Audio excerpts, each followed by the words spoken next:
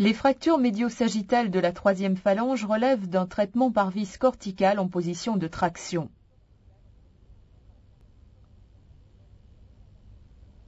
L'incision, la mise en évidence et la réduction de la fracture préformée nécessitent bistouri, marteau, ciseaux, élévateur de périoste et d'avis réducteur à pointe.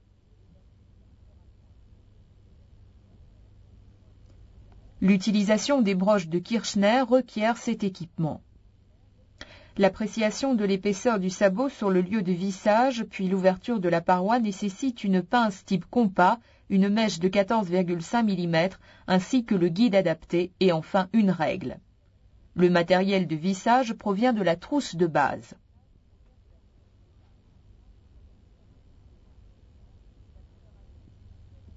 La préparation d'une telle intervention commence la veille de la chirurgie par un parage minutieux du sabot destiné à l'équilibrer latéro-médialement. En effet, la surface de la sole est un repère majeur pour orienter la vis. Outre l'équilibrage du pied, le parage contribue à le débarrasser des sources majeures de contamination. Une attention particulière est apportée à la sole et à la fourchette.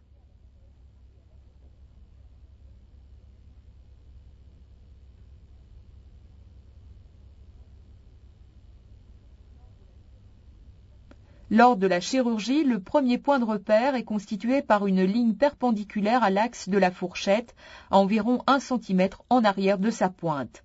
Cette trace détermine une figure en D, symétrique sur l'extrémité du sabot.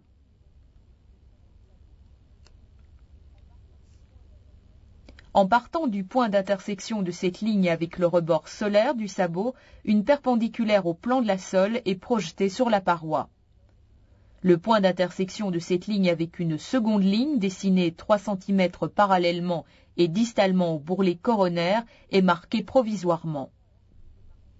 Le marquage définitif est pratiqué à la mèche de 3,2 mm. Cette trace est aisément repérable pendant la chirurgie et permettra d'éviter le dérapage de la mèche de large diamètre utilisée ultérieurement. L'exactitude de cette marque sur la peau est contrôlée en plaçant une série de marqueurs radio-opaques sur la surface du sabot, petit fragment de plomb dans le cas présent. Un cliché latéral strict est alors pratiqué. Sur le modèle, la fracture concerne la surface dorsale de la phalange. Les zones de pénétration et de sortie de la vis sont dégagées du latex pour éviter toute interférence avec la mèche ou le tarot.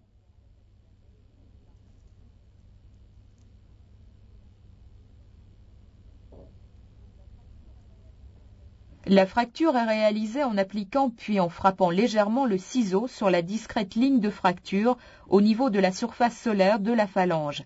La séparation de la fracture peut nécessiter plusieurs impacts en divers points.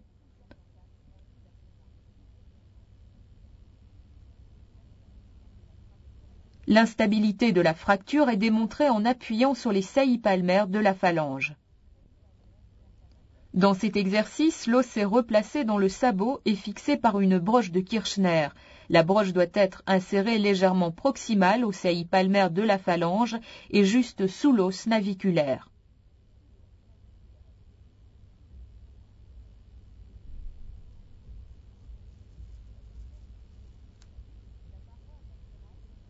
La paroi latérale du sabot est préforée sur le point choisi avec une mèche de 2 mm. La broche de Kirchner est insérée.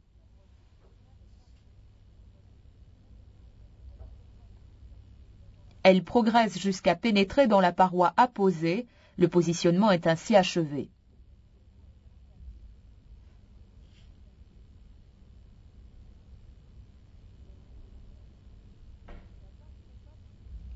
La pince compas peut être utilisée et placée symétriquement en travers du sabot sur le point de pénétration de la paroi. La mesure réalisée inclut l'épaisseur de l'os ainsi que 2 fois celle de la paroi. La fraise à chambrer est placée perpendiculairement au grand axe de la fourchette sur la surface de la paroi en regard du plan de la sole. Il servira de guide pendant le forage. La paroi du sabot est maintenant forée à la mèche de 14,5 mm. Le forêt est successivement placé perpendiculaire à la paroi, puis dans le plan prédéterminé.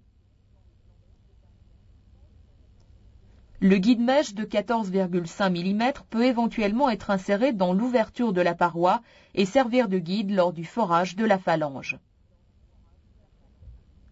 L'utilisation d'un double guide-mèche 4,5 mm 3,2 mm permet une plus grande souplesse, en particulier dans les fractures légèrement obliques.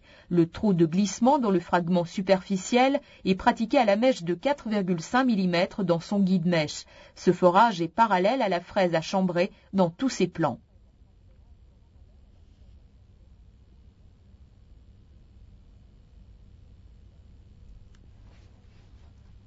Le guide-mèche de 3,2 mm est introduit dans le trou de glissement et le trou de filetage et foré à la mèche de 3,2 mm dans le fragment profond. Le contact avec le cortex opposé peut créer une brutale résistance. Le forage doit être interrompu à ce stade pour éviter de léser la paroi cornée et sa lamina.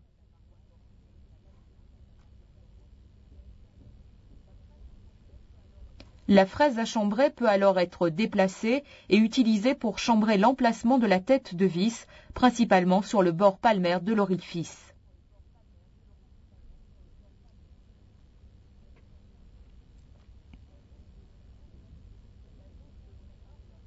La jauge de longueur permet de mesurer l'épaisseur de la paroi. Celle-ci sera doublée et soustraite de la mesure obtenue par le compas. Cette appréciation servira de contrôle lors de l'étape délicate de la mesure. La jauge de longueur est maintenant utilisée classiquement pour mesurer l'ensemble des forages osseux. Occasionnellement, la paroi cornée peut gêner l'usage approprié de la jauge.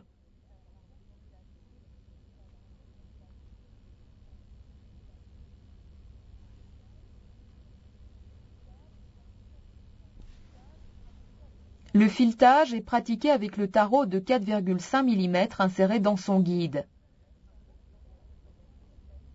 La vis adaptée est placée et serrée avec le tournevis hexagonal.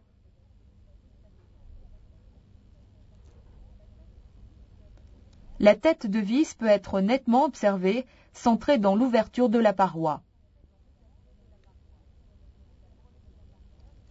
La broche de Kirchner utilisée pour stabiliser la phalange sur la paroi est retirée. La phalange peut alors être sortie de la boîte cornée, la qualité de la réduction est contrôlée. La pression sur les saillies palmaires de la phalange prouve la réelle stabilisation accomplie, de même en appliquant une force sur la surface solaire, simulant la mise en change lors de l'appui.